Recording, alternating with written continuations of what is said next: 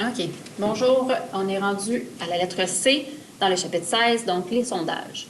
Faire un sondage, c'est de poser une question à des gens.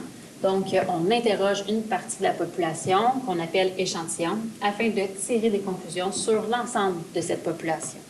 La population, c'est tous les gens qui t'intéressent. Fait que, par exemple, si je veux faire un sondage, puis je veux savoir l'opinion de ma population, c'est les gens de Jean de Lamennais. C'est très rare qu'on va demander à toutes les personnes qui viennent à Jean de Lamennais. Donc, qu'est-ce qu'on va faire? On va faire un échantillon. Les sortes d'échantillonnage. Comment que je fais pour faire mon échantillon? Un échantillon, c'est de prendre quelques personnes de ma population. Fait que je prendrai quelques élèves de Jean de Lamennais. Ils sont expliqués à la page 164. Donc, ici, page 164, si tu vas lire page 164, tu vas voir les sortes d'échantillonnage.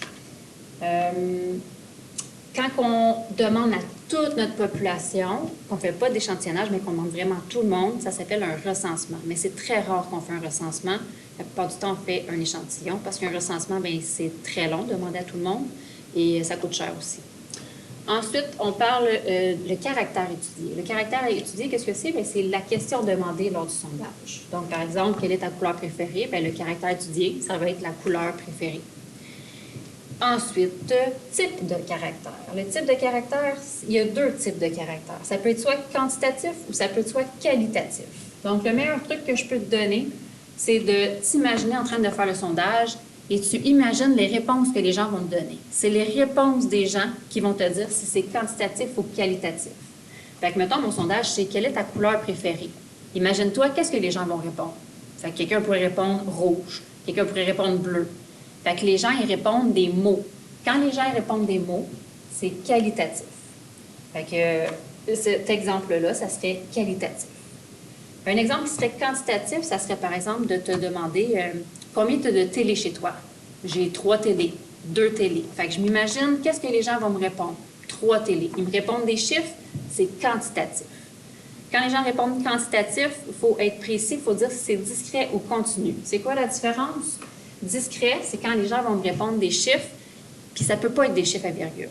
Par exemple, mon exemple de télé, ça serait quantitatif discret, parce que tu as 1 télé, 2 télés, 0 télé, 4 télés, mais tu n'as pas 2 télés et demi. Okay? Sinon, elle est comme cassée, puis ça ne marche pas.